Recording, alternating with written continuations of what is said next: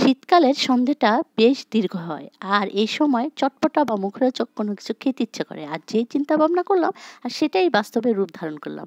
আর এই সময়কার ধনেপাতা প্রচুর পরিমাণে পাওয়া যায় আর এটা দিয়ে আমি আজকে তৈরি করব খাবার। আসসালামু আলাইকুম, আফরিনস কুকিংয়ে আজকে থাকছে দু রকমের ভর্তা ও চিতই পিঠা বানানোর রেসিপি। তো প্রথমেই আমি ধনেপাতা নিয়েছি কতগুলো, কারণ বাজারে এখন অনেক টাটকা ধনেপাতা পাওয়া যায়। তো সেগুলোকে আমি কেটে বেছে নিয়েছি, সুন্দর করে গোড়াগুলো ফেলে দিয়েছি, তারপর ধুয়ে নিয়েছি। এরপর আমি এই ধনেপাতার ভিতরে যে পানিগুলো থাকে রসটা একটু শুকানোর জন্য আমি ভাপে শুকিয়ে নিচ্ছি, এতে কোনো পানি দিচ্ছি না। চুলায় হাঁড়ি বসিয়ে ধনেপাতাগুলো দিয়েছি এবং এতে এমনি থেকেই পানি উঠছে আর আমি ঢেকে দিব না, কারণ ঢেকে দিলে এর রঙটা চলে যায়, ধনেপাতার সবুজ রঙটা থাকে না। তো এখানে আমি ৮-১০টির মতো কাঁচামরিচ দিয়েছি আর কাঁচামরিচগুলো তেমন ঝাল ছিল না, তাই আমি একটু বেশি করেই দিয়েছি। তো সবগুলো কাঁচামরিচ এবং ধনেপাতাগুলো একটু শুকিয়ে নিয়েছি এবং নামিয়ে নিয়েছি। এখন একটি ফ্রাই প্যানে আমি ১ টেবিল চামচ পরিমাণে সরিষার তেল দিয়ে তেল দিয়েছি আর এখানে আমি ২টি পেঁয়াজ আর ২টি রসুনকে ফালি ফালি করে কেটে নিয়েছিলাম, সেটা আমি হালকা করে ভেজে নিয়েছি। আর ওই যে সিদ্ধ মানে ভাপে সিদ্ধ ধনেপাতা আর কাঁচামরিচগুলোকেও একসাথে দিয়ে সবগুলোকে আমি একটু হালকা করে ভেজে নিচ্ছি। তো এতে আসলে গ্রানটাও সুন্দর থাকবে এবং একটু ভাজা ভাজা ফ্লেভারও আসবে। তো এখন সবগুলোকে আমি ব্লেন্ডার করে নেব। পেঁয়াজ, রসুন আর মরিচ আগে দিয়ে দিব, তারপর আমি ধনেপাতাগুলো উপরে দিয়েছি। তা আর পরিমাণ মতো বা স্বাদ মতো কিছু লবণ আমি এখানে দিয়ে দিচ্ছি। তো একবার আমি ব্লেন্ড করে নিয়েছি। তো ব্লেন্ড করার পরে দেখা গেল যে চারপাশে ছড়িয়ে ছিটিয়ে গিয়েছে ব্লেন্ডারে, তখন আমি এটা চামচ দিয়ে আবার একটু নেড়েচেড়ে সুন্দর করে গুছিয়ে নিয়েছি। আর আবার আমি এখানে যেহেতু ব্লেন্ডারে একটু ব্লেন্ড করতে গেলে পানি লাগে, তো পানি তো আমি এখানে দিচ্ছি না, তাই আমি প্রায় আরও ২ চা চামচের মতো আমি এখানে সরিষার তেল দিয়ে দিয়েছিলাম। তারপর আমি ব্লেন্ড করে নিয়েছি আর এই তো হয়ে গেল ধনেপাতার ভর্তা। এবার আমার পিঠা বানানোর পালা। আর এই জন্য আমি ৫ কাপ চালের গুঁড়া নিয়েছি, এটা আতপ চালের গুঁড়ো। আর এই চালের গুঁড়োকে বেটার তৈরি করার জন্য এখানে আমি গরম পানি দিয়ে অল্প অল্প পরিমাণের করে আমি গরম পানিগুলো দিচ্ছি আর হাত দিয়ে একটু কচলিয়ে নিচ্ছি।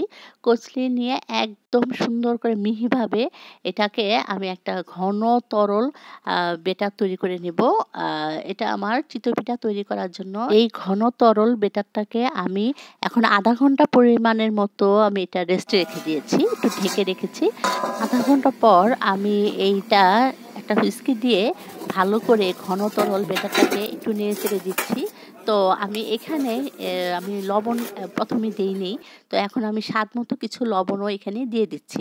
আর প্রায় ২ চিমটি পরিমাণের মতো এখানে আমি বেকিং সোডা দিয়ে দিচ্ছি। তো আপনারা এখানে বেকিং সোডাটা ইচ্ছা করলে স্কিপ করতে পারেন। তো আমি সব কিছুকে আবারও ভালো করে একটু নেড়ে চেড়ে দিয়েছি। এবার পিঠা তৈরির জন্য উপযুক্ত বেটার আমার তৈরি হয়ে গিয়েছে।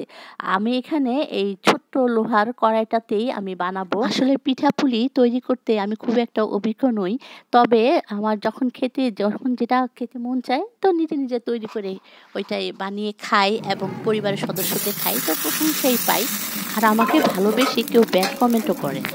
তো চলুন পিঠা তৈরিতে চলে যাই। আমি এখানে যে লোহার কড়াইটা ব্যবহার করছি সেটা আমি ১০ মিনিট প্রিহিটে রেখেছিলাম, মানে আমি অল্প আঁচে এটা চুলায় রেখেছিলাম যাতে কড়াইটা অনেক গরম হয়, কারণ লোহার কড়াই এমনিতেই গরম হতে খুব দেরি হয়। তো আর এটা যাতে পিঠাটা না লেগে যায় এজন্য আপনারা কাপড় অথবা ব্রাশ দিয়ে একটু হালকা তেল ব্রাশ করে দিলে বা মুছে নিলে পিঠাটা উঠাতে গেলে আর লেগে থাকবে না। তো আমি সেটাই করেছি। আসলে এটা বারবার করতে হবে এমন কোনো কথা নাই। আপনাদের পিঠা যদি লেগে যায় তাহলে তখন একটু ১ বার ২ বার আপনারা ওই তেল ব্রাশটা আপনি করে দিতে পারেন। কিন্তু তেল না, এটা আসলে আমি ঠিক মুছে দিয়েছি তেলের কড়াইটাকে। আচ্ছা, তো আমার এখানে কতগুলো পিঠা কথা বলতে বলতে হয়ে গিয়েছে। এখানে আমি আরও একটি ভর্তা তৈরি করেছিলাম, চাপা শুটকির ভর্তা। সেটা আমি ভিডিও আসলে করিনি, কারণ এটা আমি আমার আরেকটি ভিডিওতে দেখিয়েছিলাম, তাই শুটকির ভর্তাটা তৈরি করে আর ভিডিওটি দীর্ঘ করি নেই। আর এদিকে আমি পিঠা বানাতে বানাতে আমার পরিবারের সদস্যরা কিন্তু তাদের আর তর্স হয়েছে না, নিয়ে খাওয়া শুরু করে দিয়েছে।